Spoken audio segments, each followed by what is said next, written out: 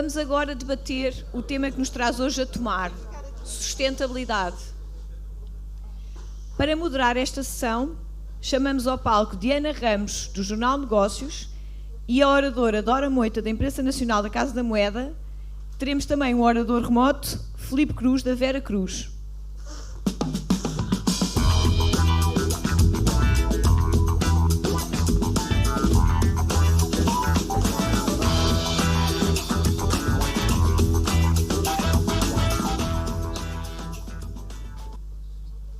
Olá de novo a todos, muito bom dia, e é um gosto estar aqui convosco a olhar para as questões da capacitação digital e da sustentabilidade. Aproveitar para me sentar e agradecer também aqui ao painel de oradores que estão comigo, só para fazer aqui um breve resumo para quem ouviu os nomes, mas se calhar sabe menos sobre o percurso. Eu também fiz um bocadinho deste trabalho. A Dora Moita é vogal do Conselho de Administração da Imprensa Nacional Casa da Moeda, já foi consultora, trabalhou muitos anos no setor privado, agora que está do lado do setor público, conhece muito bem estes dois mundos. O João Barajo, que já aqui esteve connosco também em palco, é o diretor executivo do CDI Portugal, uma ONG ligada à inclusão social e à inovação social e digital.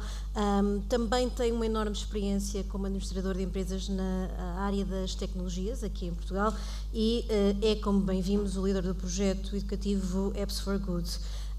E à distância também temos connosco o Filipe Rosa. Ele é sócio fundador do grupo luso-brasileiro Vera Cruz, um grupo que nos últimos anos investiu cerca de 50 milhões de euros na plantação de amendoal na zona da Beira Baixa. Ainda que esteja dedicada à área do setor agrícola, tem sido sobretudo apostado também na indústria 4.0, numa empresa que é sobretudo produtora, processadora e distribuidora de amêndoa. Também bem-vindo e olá à distância. E só para dar aqui um bocadinho de contexto, o meu nome é Diana Ramos, sou diretora do Jornal Negócios e para quem acha que é estranho o que é que está aqui alguém da área da economia a fazer a falar sobre sustentabilidade, dou-vos também um bocadinho um enquadramento. O Jornal Negócios começou há 3 anos, mais ou menos, a iniciativa Negócios Sustentabilidade 2030, é uma iniciativa para a década e basicamente começou a liderar este caminho e a mostrar que a sustentabilidade é basicamente aquilo que todos nós lidamos no dia-a-dia, na forma como nos relacionamos nos outros, nas opções que fazemos e também nas empresas com as quais, ou para as quais trabalhamos ou com as quais trabalhamos. Portanto, é um bocadinho o nosso dia-a-dia. É uma iniciativa para a década que quer pôr o país também a pensar as várias áreas da sustentabilidade e hoje é um gosto estarmos aqui a partilhar este painel e a experiência também que temos, por isso agradeço desde já o convite à Encode e à Ponto.pt para estar aqui. Vamos ao que interessa muito rapidamente e vamos olhar para a questão da sustentabilidade e da capacitação digital. Sabemos que não há desenvolvimento sustentável sem, de alguma forma, as competências digitais serem essencial também para este caminho. Dora, mas além disso, o que temos sentido é que tem havido uma grande mudança também na maneira de estar das organizações em relação à questão da sustentabilidade. Por um lado, o que é que as competências digitais trouxeram neste caminho que se está a fazer e que caminho é que têm também feito as organizações para conciliar estas duas realidades? Boa tarde a todos. Obrigada, Diana. Obrigada por estar aqui. Tenho que fazer aqui um preâmbulo para perceberem um bocadinho o que é a Imprensa Nacional Casa da Moeda. A Imprensa Nacional Casa da Moeda tem uma área, e metade dos trabalhadores trabalham nessa parte, uma área completamente fabril, e quando eu digo fabril, é uma fábrica. Eu já lá ia, porque queremos ver também depois os exemplos que vocês têm, que são muitos. Temos torneiros mecânicos, temos máquinas daquelas que sujam no final de um dia de trabalho, tem que existir balneários porque os trabalhadores não podem sair como acabam o dia de trabalho e, por outro lado, temos áreas de segurança digital, uma área que é o laboratório de inovação, em que a pessoa menos qualificada, possivelmente é a menos qualificada porque só tem um doutoramento. Alguns no tempo fartou-se e não tirou nenhum pós-doutoramento ou não se tentou no segundo doutoramento. E, portanto, é esta a realidade da empresa. Também, para enquadrar aquilo que depois irei dizer para responder à pergunta, há uma crença que temos tentado seguir e essa é a visão que temos sobre estes temas. Sustentabilidade tem que fazer parte do dia-a-dia e tem que ser algo que encaramos como uma mudança de cultura. Existirão instituições com a responsabilidade de lançar e operacionalizar programas a nível nacional ou a nível regional, mas programas estruturados. Agora, dentro das empresas, ou esta palavra de sustentabilidade começa a ser encarada como algo do dia-a-dia, uma mudança de cultura e uma forma de estar, isso tem que vir de cima, tem que vir dos conselhos de administração e tem que vir de quem lidera a empresa, ou não se consegue alcançar o sucesso que todos queremos alcançar. Na nossa cabeça é tão simples como, até agora, ou até há uns tempos atrás, tínhamos que respeitar 2 vetores. As decisões tinham que ser feitas de acordo com a moldura legal e tinham que ter racionalidade económica. Neste momento temos mais um vetor e têm que contribuir claramente para a sustentabilidade.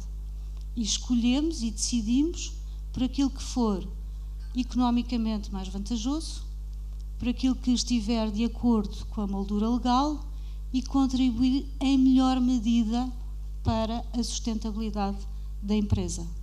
Eu vou já dar um exemplo que este é para mim paradigmático e um bocadinho revela aquilo que nós temos tentado fazer ao longo dos tempos. Primeiro, no dia-a-dia as nossas decisões têm sempre essa dimensão da sustentabilidade muito arraigada. Exemplo, estamos em fase de renovar as fardas. As fardas vão ser renovadas e vão ficar obsoletas. Em teoria, iriam para o lixo quilos de pano. Um pano forte, resistente, de fatos de macaco, de batas. Eu própria tenho uma bata, quando vou à fábrica. E estamos a tentar perceber, porque o tecido é muito resistente, se conseguimos de alguma forma transformar aquilo e fazer cobertores ou mantas para mandar para a Ucrânia. Não sei se é possível. Isto começou a semana passada. Mas é um pequeno exemplo de como algo que é perfeitamente normal na empresa, porque mudamos de fardas de tempos a tempos, isso é normal, as fardas gastam-se, e como entra no nosso dia-a-dia esta dimensão da sustentabilidade. Posso dar outro exemplo, do Eu Sou Digital. Claro que tentamos ao máximo ter uma diversidade de cursos bastante elevada, muitos deles online. Ora, a escolaridade de alguns dos trabalhadores da fábrica não lhes permite sequer, têm medo de ir para o computador e tentar fazer o curso porque de certa forma até têm vergonha. O que é que se inventou? Arranjámos uma sala, colocámos computadores e durante um determinado período havia alguém da direção de sistemas de informação que os guiava na entrada no computador, a manusear esse curso online e a garantir que eles se sentiam acompanhados e que ganhavam algum gosto por aquela via de obter a informação. E com isto temos a esperança que um dia podem ir à ANAU e podem proativamente se inscrever em algum dos cursos que estão disponíveis. Mas não sei se acabei por responder à pergunta ou não. Sim. A Imprensa Nacional tem sido de facto um exemplo de transformação, de circularidade e também de inovação e já apresentamos aqui alguns dos projetos. Antes de passar ao João, eu se calhar pedia só 30 segundos de atenção aqui dos mais jovens. Eu sei que é mais fácil às vezes estarmos com o telemóvel e nas redes sociais, mas é uma questão muito rápida. Quantos de vocês é que, quando estão a tomar decisões no vosso dia-a-dia, pensam numa lógica de sustentabilidade ou economia circular ou a importância das decisões que estão a tomar? Não sei se conseguem pôr o braço no ar. Ok, não são muitos. Ainda não se calhar não desligaram das redes. E quantos de vocês é que têm projetos ligados à sustentabilidade nas vossas escolas? Não temos. Ok, boa. Obrigada pela vossa ajuda. João, como é que vimos aqui, o João a dizer a dificuldade que é em alterar os modelos educativos, como é que conseguimos explicar a estes jovens, envolver estes jovens engajando-os e tornando-os também parceiros numa lógica de tentar casar as competências digitais com a sustentabilidade. Como é que criamos aqui também este movimento? E já percebemos que as escolas aparentemente ainda não estão tão ligadas a este universo quanto deviam estar. Eu acho que eles estão envergonhados. Eles estão envergonhados, eu acho que eles estão muito envergonhados, porque senão grande parte do meu discurso sempre vai abaixo. Eu não gostava que fosse, sou um otimista a dizer que são os jovens neste momento e os alunos neste momento que também empurram um bocadinho todo o sistema para evoluir para a sustentabilidade. Mas como é que se explica a estes jovens? A gente depois vai repetir as perguntas e vamos ver se eles levantam. Fazemos isso no final. Como é que se explica a estes jovens, por exemplo, as competências digitais são essenciais, por exemplo, para uma melhoria do mercado de trabalho, das novas competências, do novo tipo de trabalho e de funções, e também essas funções essenciais à inovação, ao desenvolvimento da economia, provavelmente proporcionando-lhes carreiras e vidas muito mais fáceis do que aquelas que nós estamos aqui a ter. Como é que se explica esta dimensão da sustentabilidade das mais jovens? Sim, vamos ver, eu acho que parte um bocadinho ao contrário. Eles já estão, ou pensam que já estão digitalizados e fazem um bocadinho também alguma pressão no sentido da sustentabilidade, mas o que precisam é que depois, em termos de professores, em termos de escolas, em termos de modelos, em termos de instituições, também estejam preparadas. E é aí que estamos mal, ok? Pronto, neste momento, grande parte dos professores, se tiverem aqui os professores, queixam-se da indisciplina dos alunos, queixam-se de uma série de questões dos alunos, por o simples motivo que os alunos, com o conhecimento global que têm em termos de internet, já vão um bocadinho para além daquele tipo de currículo que lhes dão. E, portanto, neste momento estamos a ter alguma pressão por parte dos alunos e alguma necessidade por parte dos professores que sentem a necessidade de transformar o seu modelo. Como é que se transforma este modelo educativo? Na prática, fazendo um bocadinho aquilo que é o standard e que é um bocadinho aquilo que também fazemos no Apps for Good e que todos os programas nestas áreas fazem, que é o ensino ser mais liderado e a aprendizagem ser mais liderada pelo jovem, pelo aluno, o professor ser o tal facilitador, o aluno poder trazer os conhecimentos que já tem daquilo que adquiriu em termos de conhecimentos globais,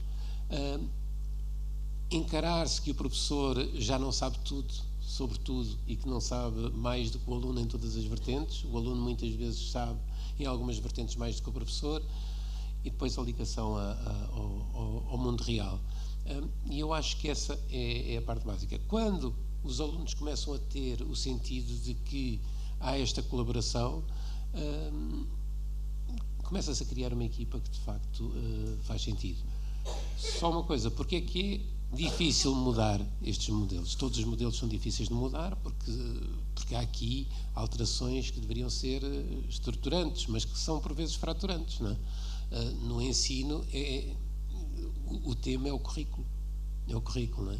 Quando se começam projetos de sustentabilidade, que os alunos gostam, que os professores gostam, etc., a falar de metodologia de projetos, pode-se ter uma manifestação de pais à porta a dizer que os professores são um horror porque não dão a dar o currículo e atenção às médias deles, não é? E, portanto, é tudo isto que é difícil mudar, okay, no modelo educativo. E por Era isso também aquilo que a Dora dizia, que é preciso mudar mentalidades. É preciso mudar mentalidades e tudo isto é muito difícil, porque depois é preciso muita coragem política para mudar algumas coisas que estão instaladas há tanto tempo. Filipe Rosa, sinta-se à vontade para participar também sempre que quiser ao longo deste debate. A Vera Cruz, o grupo Vera Cruz, tem a particularidade de ter nascido não com pessoas ligadas à agricultura, apesar de estar a trabalhar em projetos de tecnologia que permitam uma maior sustentabilidade da agricultura, mas nasceu com pessoas ligadas sobretudo à tecnologia e às startups. Quero contar um bocadinho a história e explicar o que é que fizeram de diferente e como é que uma empresa do setor agrícola olha de forma tão inovadora para a atividade agrícola e para a atividade de inovação no setor agrícola?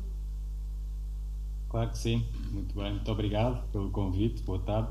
Desculpem não estar aí pessoalmente, mas aproveitando as tecnologias, então pude participar também deste painel fantástico e tentar motivar então como já foi dito aí, as gerações futuras para estarem mais focadas na questão da sustentabilidade e tecnologia também, que é o desafio para falarmos hoje. Muito rapidamente, a Vera Cruz é uma empresa que se dedica não só à produção, mas também à transformação de amêndoas, portanto é uma empresa agroindustrial. Temos sensivelmente 1000 hectares plantados na região de Castelo Branco, mais concretamente Fundão e Danha, e temos um foco muito grande e um objetivo em sermos o conceito que hoje tem sido amplamente divulgado, que é uma empresa ESG, ou seja, uma empresa focada na parte ambiental, o environment, a parte social, seja os nossos colaboradores, seja as comunidades com quem temos parceria e nos inserimos, e depois a parte de governance. Dito isso, como é que nós tentamos enquadrar e quais é que são os resultados disso? Nós ganhámos o Prémio Nacional de Sustentabilidade o ano passado, numa categoria de tecnologia e inovação, e ganhámos o Prémio de Sabor do ano com as nossas amêndoas este ano. Tenho pena não estar aí pessoalmente, até para distribuir amêndoas para vocês provarem, mas já estão também à venda no continente com a nossa marca Vera Almond. A empresa nasceu realmente de eu e o meu sócio virmos de um background de tecnologia e de startups, e como vocês sabem, as startups e o mundo agrícola, eu diria que são quase dois mundos opostos, não é? O conceito de uma organização startup é uma cultura muito informal, é uma cultura que promove a inovação e a criatividade e tem muitas vezes como objetivo, inclusivamente, a rápida adaptação à mudança. Quando nós falamos de agricultura, falamos praticamente da antítese disso, não? Empresas mais estruturais, menos adaptação à mudança, inovação e criatividade são praticamente um tabu. E, portanto, nós tentámos promover o que quiserem, a cultura da inovação, a cultura da experimentação, portanto, não ter medo de errar. Eu acho que para jovens isso é mais ou menos óbvio. Quando nós falamos de gerações mais de maior idade, existe realmente um medo e uma percepção de que errar é algo negativo e que não deve ser estimulado, antes pelo contrário. Nós temos um conceito que é o erro calculado, ou seja, fazer testes, fazer ensaios, fazer tipo pilotos e depois, em função disso, adaptar a tecnologia e colocá-la ela de raiz. Para vos dar um exemplo, os nossos tratoristas, por exemplo, todos têm um iPad. Portanto, nos seus trabalhos diários, não é? Utilizam o iPad nas suas atividades de campo, e nós quisemos implementar isso desde o primeiro dia, porque sabemos que quanto mais tarde introduzirmos a questão da tecnologia, mais difícil e mais resistência haverá depois em relação à mudança. Portanto, eu diria que ter esse viés e ter nascido como uma startup e vimos do mundo de tecnologia é um diferenciador e tentamos apostar nisso de forma diária. O Filipe disse numa entrevista que era preciso adaptar as bases da indústria 4.0 e usá-las a favor da agricultura. Por um lado, como é que acha que estamos em Portugal no que toca à indústria 4.0? E depois, o que é que queria dizer com esta frase do adaptar as bases da indústria 4.0 à agricultura? A agricultura sendo um dos setores mais tradicionais da economia portuguesa. Sem dúvida. Só relembrando o conceito rapidamente do que é a indústria 4.0 e depois o que seria a agricultura 4.0. A indústria 4.0 ela resulta de 4 revoluções tecnológicas. Então, de saber todos, a máquina a vapor, estudámos antigamente a famosa steam engine, portanto, depois a eletricidade introduzida nas fábricas, a terceira revolução, a parte dos computadores e robótica, e agora a quarta revolução industrial tem a ver com um conjunto de transformações disruptivas, reza a lenda que vão ser mais impactantes do que as outras 3 revoluções em conjunto. O que é que são essas disrupções, o que é que são essas tecnologias? Inteligência artificial, o IoT, impressoras 4D, portanto, um conjunto de transformações que simultaneamente permitem dar um salto gigante para quem está na indústria 4.0. O que é que seria o equivalente e como transformar isto para a agricultura? A agricultura, como sabem, também teve 3 revoluções. A primeira, a tração animal, portanto, ter a charrua. Depois, como devem imaginar, a seguinte foi a motorização, portanto, o trator, portanto, a tração motorizada. Mais recentemente, o conceito de agricultura de precisão, terá sido a terceira revolução agrícola, portanto, rega gota a gota, por aí vai. E a quarta revolução é aquela onde nós estamos hoje, que por vezes chamam de smart farming, que eu não gosto do nome porque pressupõe que as outras todas eram burras, ou as que vêm a seguir também não são smart, e portanto, mais do que smart farming, nós preferimos utilizar o nome data farming, que é realmente uma agricultura agricultura a partir dos baseada dados, certo? em dados, em informação, inteligência artificial, IoT, portanto o paralelismo entre a indústria 4.0 e a agricultura 4.0. Quando nós começámos no mundo agrícola, a frase que mais ouvíamos era: a agricultura não é uma ciência exata. E isto era uma desculpa quase recorrente para tudo. Olha, a árvore morreu porque a agricultura não é uma ciência exata. O tradicional borda d'água diz-nos isso. Não é uma ciência exata. E nós, ao fazermos correlação entre os dados e aplicarmos os dados e analisarmos e testarmos, podemos claramente avançar para uma agricultura mais sustentável, porque utilizamos menos água, utilizamos menos fitofertilizantes, menos produtos, e apostamos muito mais nessa tecnologia focada em dados, em precisão, em análise, e avançando realmente com um foco muito grande de sustentabilidade e tecnologia. Obrigada, Filipe. Outra empresa secular, porque é uma empresa também, ainda que seja do setor público, o Instituto Nacional Casa da Moeda, como disse há pouco, tem a componente Fabril Dora. Como é que a automação, a introdução de tecnologia e também a introdução de uma série de sistemas de inovação a essa mesma tecnologia mudou a forma de trabalhar no INMC? Para quem não sabe, até os cartões de cidadão, os passaportes, a forma como eram feitos e como têm vindo a transformar-se é totalmente diferente do que era feito no passado. É verdade, Diana. Já agora, só assim em traços largos, a Imprensa Nacional Casa da Moeda, de grosso modo, assegura a publicação do Diário da República, a edição e a publicação, tem uma área de cultura, preservação e divulgação da língua portuguesa, e até aí conseguimos inovar. Hoje em dia, a maior parte dos livros editados pela Imprensa Nacional Casa da Moeda, no dia do seu lançamento, ficam disponíveis online de forma gratuita. E é um dos nossos contributos para que, isto também é formação, e também é formação digital, mas é o nosso pequeno contributo para que, neste momento, não pode existir nenhum cidadão português que consiga aceder à internet que possa dizer que não tem acesso à cultura, e é uma cultura de muita qualidade. Depois temos gráfica de segurança, que é carta de condução, passaporte, tacógrafo, enfim, e poderia ficar aqui durante mais meia hora, moeda e contrastarias. Nós também estamos a apostar fortemente na indústria 4.0, e como o Filipe disse, indústria 4.0 já significa que aquilo que adotamos tem alguma capacidade de inteligência artificial. A última aposta, que deve estar, foi um projeto de 2 anos, fruto do prémio que nós lançamos todos os anos, que é IAN 3+, é um prémio de inovação que eu quase arrisco em dizer é o maior prémio de inovação em Portugal, é 1 milhão para a inovação e premiamos 3 ideias. Fruto desse prémio nasceu o que nós chamamos o Atlas.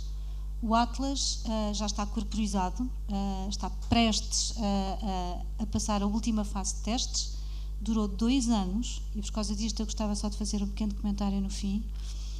São 4 robôs, totalmente indústria 4.0, têm capacidade computacional e de inteligência artificial, e para além da parte, enfim, de robótica mais fácil, embora não seja engenheira, de um braço, portanto, aquilo é uma caixa com uma saia, tem um braço, o braço consegue ir à boca das máquinas, buscar 1, 2 ou 40 cartões de cidadão ou passaporte, coloca-os em envelope, etiqueta os envelopes, introduz na saia e sabe exatamente onde é que os vai colocar no armazém inteligente. Tem outra particularidade, e isto é que faz com que seja a indústria 4.0. Se nós tivermos um passaporte para fazer com prazo normal para o consulado do Qatar, o robô consegue detectar que também existe um cartão de cidadão a renovar, que só era suposto ser personalizado daí a 1 semana. E o próprio robô dá instruções ao planeamento para criar uma ordem de produção para que o passaporte e o cartão de cidadão sejam juntos no mesmo envelope e possam ser enviados ao mesmo tempo. E, de facto, isto também é sustentabilidade. Em quanto tempo é que se reduziu também esse processo e o que é que se economizou do ponto de vista do que referia agora da sustentabilidade? Economizou, não digo valores monetários puro e duro, do que é que se poupou de tarefas, de organização do tempo de trabalho? Há uma economia muito direta, que é os custos de expedição. Porque num envelope de 50 gramas, ou de 500 gramas, consegue levar cerca de 70 cartões de cidadão e um bocadinho menos de passaportes, que são ligeiramente mais pesados. Portanto, em termos de expedição, o cidadão do cartão de cidadão até fica contente, vai recebê-lo um bocadinho antes do que era suposto, mas estamos a poupar em envelopes, em expedição, em custos de transporte e tudo isso. Reduzir a pegada também. E claramente reduzir aqui a pegada. Relativamente à operação, estamos num processo de qualificação, porque eu estou em crer que cerca de 5, 6 pessoas, que a única coisa que o trabalho deles era ir à máquina, buscar o molhinho de cartões de cidadão ou de passaporte, colocar-lhes uma cinta, introduzir no envelope, depois pôr a etiqueta, para além dos erros que nós tínhamos, infelizmente com uma dimensão muito, muito reduzida, mas tínhamos, estas pessoas neste momento estão a ser requalificadas e podem começar a desempenhar funções de maior valor acrescentado. Eu recordo de uma entrevista, isto vem a propósito do momento também que estamos a viver, uma entrevista ao comendador Rui Nabeiro, em que ele me dizia que os meus robôs são para facilitar o trabalho dos meus homens e são para melhorar as condições de trabalho dos meus homens. Aqui também temos a imprensa nacional, no fundo, a dar novas condições de trabalho e a permitir uma requalificação, evitando este risco de trabalhadores que já estão obsoletos para as tarefas que desenvolvem ou que podem, se calhar, acrescentar áreas que estavam mais carentes de necessidades e recursos. Neste momento foi muito fácil, porque felizmente, e para quem não sabe, nós fazemos a página biográfica do passaporte do México, operamos totalmente o passaporte dos Camarões e, se não pouparmos nestas tarefas de baixo valor acrescentado e requalificarmos essas pessoas que têm um olho clínico, como eu nunca vi, porque olham para um passaporte e dizem que aquilo não está conforme, eu olho para o passaporte e parece-me magnífico. Se não fosse a poupança dessas pessoas nestas tarefas de baixo valor acrescentado, requalificando-as, há cerca de 2 anos comprámos uma máquina, essa de última geração, para fazer passaportes, não tínhamos gente para operar a máquina.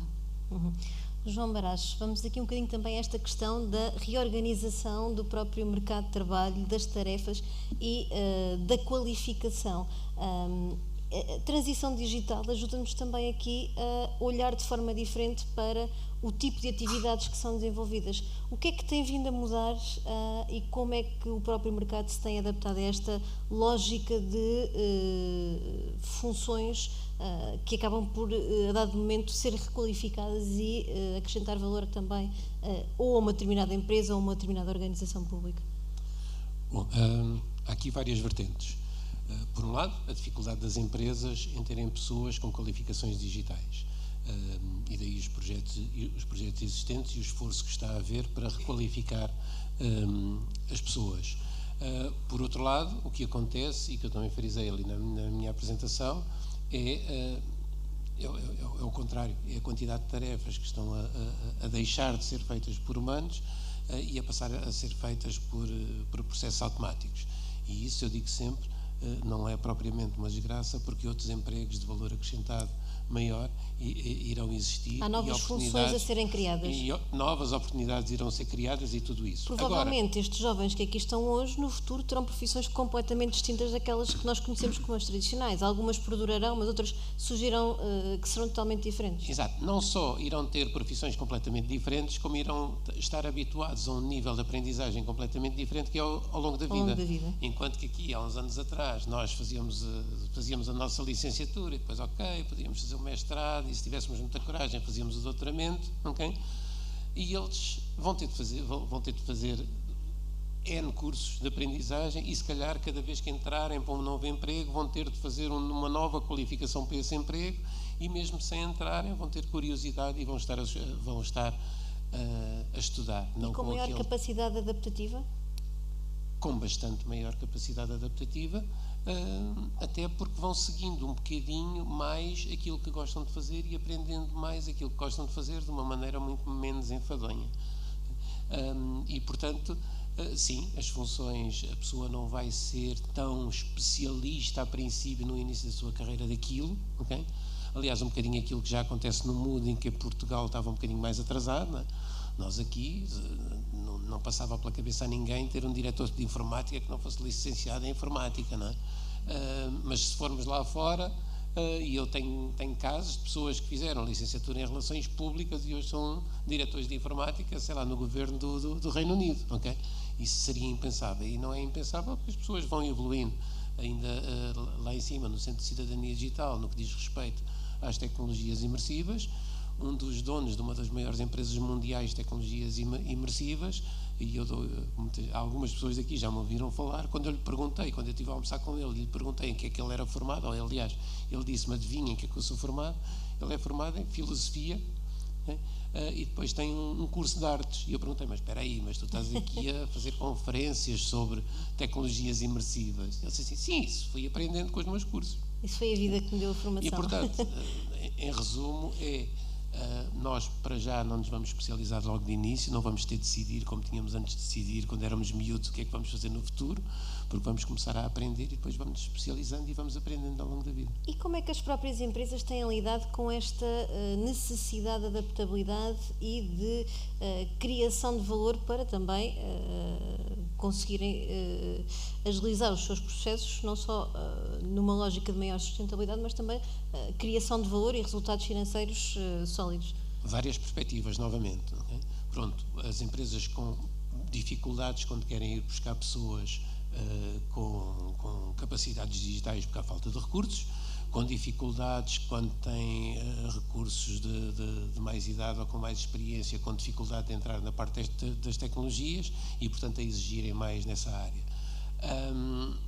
Por outro lado, algum atraso de algumas empresas ainda em atender aquilo que eu acabei de dizer.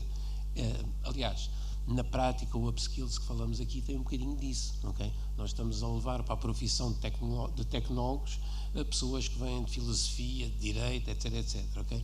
E, portanto, ainda há, em vários aspectos, alguma dificuldade das empresas no recrutamento e na pré-seleção dos seus candidatos. Mais uma vez, aquela questão que eu falei ainda agora, que é, eu quero um diretor de informática, portanto só aceito pessoas licenciadas em informática. Erro, provavelmente erro, porque há pessoas que podem ter muito mais know-how na área de sistemas e de arquiteturas, etc, cuja formação académica não é nessa área. O recurso humano, mais uma vez aí, Portugal, e atenção que eu sou nacionalista e gosto muito de Portugal, mas aí Portugal também está um bocadinho ainda atrasado naquilo que eu sinto, ou pelo menos como trabalhei em multinacionais senti isso, que é, às vezes, a pré-seleção de recursos humanos ainda está muito nessa questão da formação académica e não na formação especializada. Filipe, e como é que é estar no interior do país, estar num setor muitas vezes é mais envelhecido, atrair recursos humanos para uma empresa que é muito mais tecnológica do que seria de esperar para o setor agrícola? Tem sido um desafio? Como é que as gerações mais velhas lidaram em ter que trabalhar com um iPad na sua função diária, quando antigamente se calhar a ferramenta era a enxada, não é? E como é que tem sido a atração de talento e de recursos humanos para a vossa empresa? É uma excelente pergunta, Diana, e surpreendentemente para nós tem sido também uma surpresa boa, ou seja, respondendo em duas partes. Primeiro, ao nós sermos uma empresa com uma vertente tecnológica maior do que os nossos pares, ou que os nossos concorrentes, se quiser, criando oportunidades para jovens e pessoas que gostem desta área, mais facilmente temos um polo de atração. Pelo facto de que poucas empresas oferecem esse tipo de trabalho, esse tipo de oportunidade. Vou-lhe dar exemplo, nós utilizamos drones das nossas herdades para sobrevoar as herdades e ver como estão as plantas. Contratámos um engenheiro aeronáutico da Universidade de Covilhã, que dificilmente poderia ser empregado naquela região, porque o curso que ele tirou não teria muita aplicabilidade. A parte toda que nós utilizamos também de Data Scientist, temos uma empresa que se chama Veratech, que alimenta a Veracruz, ela é o braço tecnológico da Veracruz, a conta de várias pessoas naquela região que dificilmente em ficar na região. Então, por um lado, criar tecnologia, apostar em tecnologia é um polo de atração para quem está na região e tem áreas. Para as pessoas mais velhas, tem muito a ver também com o que foi dito aqui de sustentabilidade. Portanto, se nós formos contratar um determinado pool de recursos muito parecido, o output da empresa, obviamente, vai ser enviesado por isso. Portanto, contratar pessoas de várias nacionalidades, por exemplo, brasileiros que têm interesse em vir morar para Portugal e não se importam de ir para o interior. Contratar pessoas com várias valências, com apenas especificamente do mundo agrícola, mas de outros setores, que fazem uma maior diversidade na empresa, e criar as condições para eles estarem mais abertos e estarem mais interessados em adotar as novas tecnologias. Portanto, diria que temos tido muito pouca dificuldade em encontrar os recursos que queremos, apesar de estarmos no interior do país, onde claramente há menos oferta e é mais difícil captar pessoas. Uhum. Vocês também na vossa unidade de descasque e secagem de amêndoa usam uma série de princípios de sustentabilidade, nomeadamente muito ligados à economia circular. Já nos deu aqui um bocadinho a visão da parte mais tecnológica ligada à produção. Aqui na questão da secagem, da distribuição também, onde é que entra a economia circular e como é que mudou o vosso negócio? Entre diversas formas, a nossa ideia de ter uma fábrica e ter a unidade de descasque é que realmente queremos ter toda a cadeia de produção, não apenas produzir, mas também transformar e distribuir. Portanto, tem a ver com uma visão mais horizontal da empresa, daí nos vermos de uma forma diferente como puramente uma empresa agrícola. E, portanto, controlando os processos, podemos incluir mais tecnologias, mais inovações e mais criatividade. Especificamente na parte do descasque e da secagem. Dou-lhe 2 exemplos concretos. A amêndoa tem que nós chamamos uma capota, que é uma pele verde antes da própria casca. Essa pele tem que ser retirada e, na maior parte dos casos, ela é deitada para o lixo, é preciso pagar para ir tirá-la. Nós temos parcerias, e aí passa muito por, eu diria, um segundo pilar, que são parcerias, seja com institutos, seja com universidades, seja com startups, daí a relação da nossa empresa com os jovens e passa aqui também o convite, temos as portas abertas para nos irem visitar, sempre que queiram, para ver o que estamos a fazer e trocarmos experiências. Mas dito isso, nós, através de uma das visitas que tivemos com a Universidade de Santarém, a Universidade Agrária de Santarém, a Escola Agrária, deram-nos a noção que há uma empresa que se chama Entogrina em Santarém, que utiliza essa casca da amêndoa, essa pele da amêndoa, como alimento para larvas que depois se transformam em insetos, dos quais eles vão fazer ração para alimentar o gado. Portanto, pensem, não há nada mais economia circular do que isto, que é a casca da amêndoa, torna-se num alimento para, no caso, o gado, que por sua vez vai gerar também fertilizante, não é? E que depois nós utilizamos na terra, portanto, dá a volta completa na parte da natureza. Portanto, eu diria que é utilizarmos muitas vezes o que nós chamamos de desperdícios e transformá-los em subprodutos. A própria casca da amêndoa, temos uma parceria com o Colab, chama-se Food for Sustainability, é um laboratório colaborativo que existe em Idenha, com 25 estudantes de tese de mestrado do mundo inteiro, que foram para Idenha e estão focados só em criar comida e alimentos que sejam sustentáveis, ou irem à procura de desafios, tal como os que a Veracruz tem, de criar, imagine, 25 mil toneladas de casca de amêndoa e não saber o que fazer com essa casca de amêndoa. E, por exemplo, eles já estão a desenvolver um produto que poderia substituir o plástico. Então, imaginem a casca da amêndoa, fazer uma embalagem que, quando eu compro as minhas amêndoas, a própria embalagem é feita de casca de amêndoa, em vez de ser de plástico, por exemplo. Portanto, temos não só o conceito de economia circular, mas temos também o conceito de sustentabilidade. Portanto, passa muito por aplicar em campo e pensar fora da caixa e chamar parceiros, como eu referi, seja universidades, seja startups, seja institutos politécnicos, para pensarem juntos connosco o que é que existem os desafios e como transformá-los em oportunidades e sermos cada vez mais sustentáveis e mais eficientes. E são excelentes exemplos, de facto, que nos deixa de sustentabilidade e de inovação.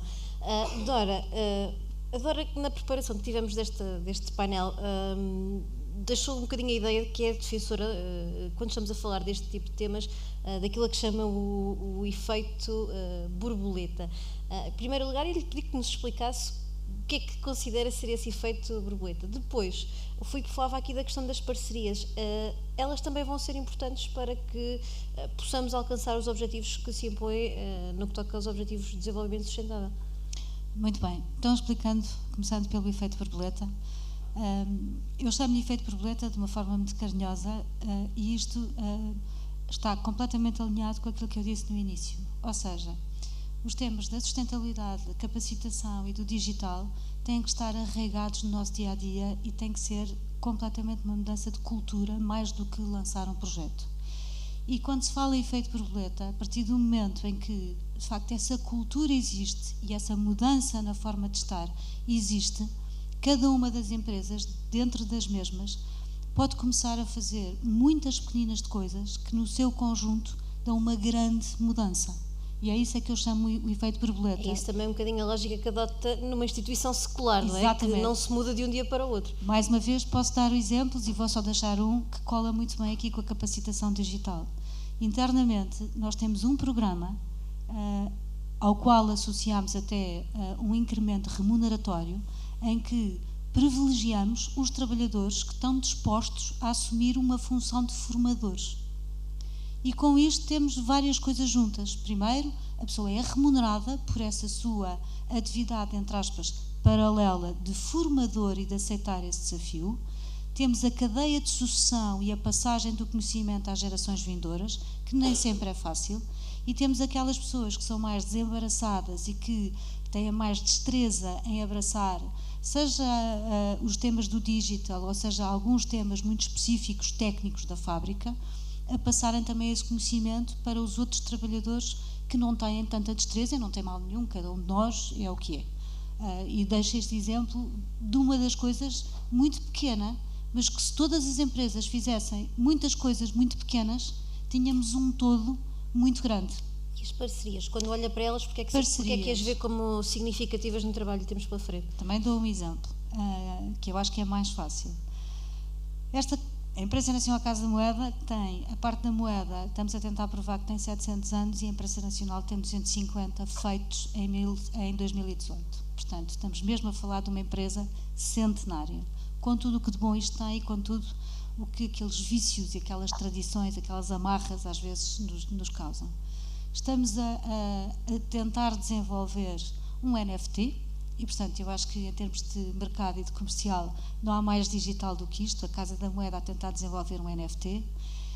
E há outra instituição, também ela própria centenária, que muito recentemente lançou um NFT. Estou a falar dos Correios, a apresentação já foi pública e existe um selo que tanto é físico como tem a componente do NFT. Parece-me, e é a mensagem que eu gostava de deixar, que em Portugal as empresas têm muito receio de se aliar e de partilhar as suas dores. Passarmos para um NFT de uma moeda ou de um selo não é uma coisa fácil. E todos nós temos dúvidas e ter essas dúvidas não nos diminui, sobretudo a nós dirigentes. E eu acho que há um bocadinho esse sentimento. Quando vamos para o desconhecido, temos muito receio de partilhar as dores, de partilhar as dúvidas, de partilhar as ansiedades que temos para desbravar esse mundo desconhecido.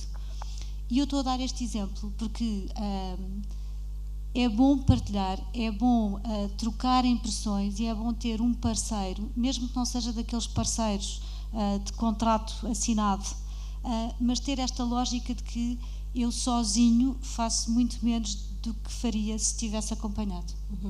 João, há bocadinho falava aqui do problema e dos desafios que nos coloca esta geração de nem, que será certamente será certamente um efeito daquilo que tem sido a falta de adaptação e da falta de comunicação ou de parceria entre o sistema educativo e as próprias empresas. Empresas mais sustentáveis, mais criativas, mais inovadoras vão ajudar a criar incentivos para que haja menor número de jovens que nem estudam nem trabalham. É possível agregar e puxar esses jovens e se isso se faz só pelas empresas ou pelas tais parcerias e uma lógica de maior interação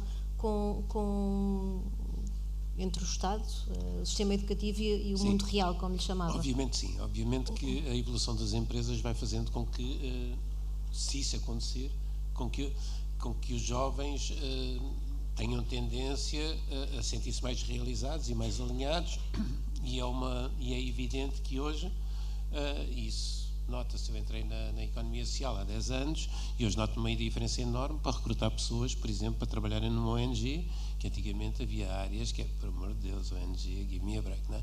Pronto, e hoje não. Agora, o que acontece há os dois vetores. As empresas têm de se tornar mais interessantes, cada vez mais os jovens de hoje não são só guiados pelo dinheiro, pelo ordenado, pelo sucesso, pela casa com piscina, pelo carro de 3 em 3 anos, etc, etc. São guiados pelo projeto, pelo propósito, está muito agora em voga dizer-se pelo purpose, ok? E portanto, muitas das vezes o que perguntam é qual é o projeto. Também o seu percurso profissional com o projeto das empresas. Exato. Agora, ainda há a parte inicial, que é o que é que a escola e o que é que o modelo educativo está a formar, okay? E portanto, e ainda mais outra vertente, que é a educação que os pais estão a dar, okay? Pronto, e portanto o que acontece é uma desadequação completa relativamente às expectativas.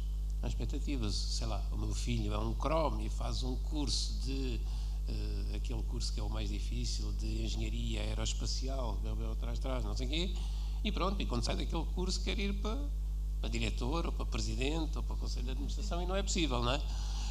Mas cada vez há mais miúdos que saem convencidos que vão diretamente para diretores, na maior parte das vezes culpa dos pais e do modelo educativo. Há miúdos que tiram um curso convencidíssimo que o curso vai fazer uma coisa e não vai fazer nada daquilo que eles gostam. Portanto, problema do modelo educativo estar afastado da realidade empresarial e da realidade dos empregos, etc, etc. E pronto, e depois a outra vertente de facto, que é as empresas mostrarem um projeto interessante para os jovens, onde lhes falam de outras coisas e de outras realidades, que não seja só o ordenado, a evolução, a carreira profissional, o plano de carreiras, etc, etc, que já é assim uns nomes que nos vão saturando. Já não lhes dizem nada. Filipe, para fecharmos, também para não estarmos aqui a atrasar o almoço de ninguém, quais é que são os planos agora a médio prazo e como é que a tecnologia e a sustentabilidade, porque é um setor que também o exige, vão pesar nas vossas decisões futuras?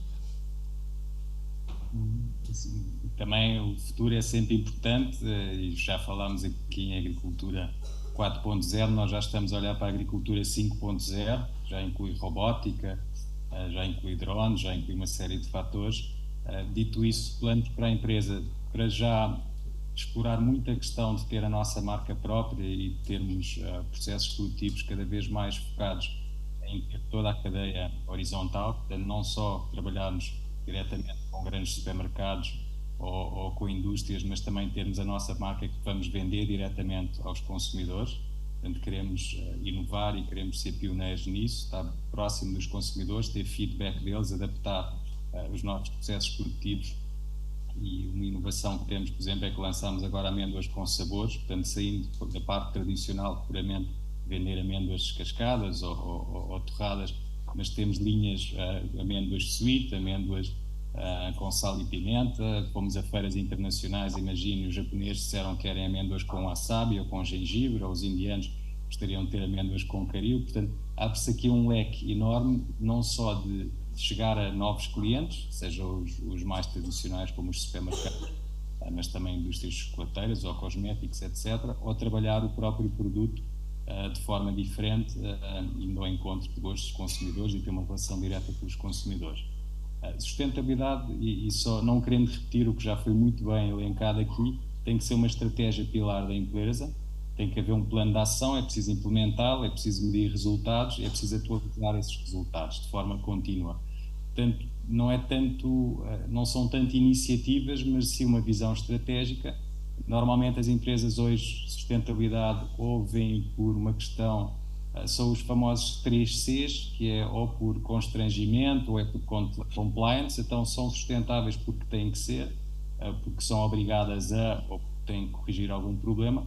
Poucas são por convicção. Mas há um 4º C, que é o da competitividade, ou seja, hoje em dia ser sustentável tem muito mais a ver com garantir o meu futuro, ser mais competitivo nos meus processos, nos meus custos, na forma como eu chego ao mercado, do que para qualquer um dos outros 3 fatores. Portanto, nós vamos sempre incorporar esses temas, seja com tecnologia, e dou-vos o último exemplo para vos deixar almoçar, que é, utilizamos, por exemplo, uma máquina que chama-se Aqua 4D, e ela permite reduzir 20 a 25% o consumo de água nas nossas herdades, o que só por si é um dos fatores mais sustentáveis.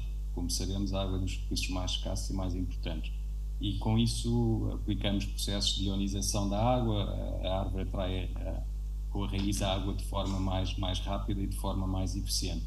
Portanto, isto para dizer, à medida que vão surgindo novas tecnologias, vamos sempre testá-las, experimentá-las em pequena escala, depois colocamos em larga escala e de alguma forma tentar contribuir para também desmistificar um pouco que a agricultura, digamos, de smart farming ou em larga escala não protege a natureza ou não é compatível, digamos, com a sustentabilidade. Acreditamos que é exatamente o contrário. Quanto mais tecnologia, quanto mais fizermos escala, quanto mais formos regenerativos, podemos contribuir de forma muito concreta e muito impactante com todos esses temas. Muito bem, obrigada, Filipe.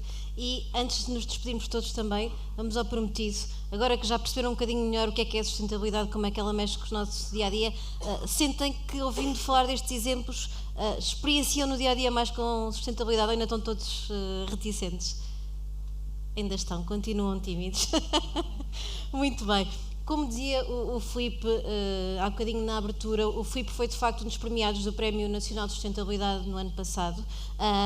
Estamos agora em abril a fazer a entrega da 3ª edição desses mesmos prémios, além do projeto do Filipe, que é um dos muitos exemplos do quão bem se está a trabalhar na economia em Portugal. Há muitos outros, vai haver novos premiados, portanto, se estiverem curiosos, podem acompanhar os Prémios Nacionais de Sustentabilidade e os 3 dias de conferência que vai haver através do site do Jornal de Negócios, www.negocios.pt, ou dando um salto até Cascais, onde será feita a conferência. Eu quero agradecer à Dora Moita, ao João Baracho e ao Filipe Rosa por esta excelente conversa. Obrigada também pelo convite e espero que tenha contribuído também um bocadinho mais para esta discussão em torno da sustentabilidade e da capacitação digital. Obrigada.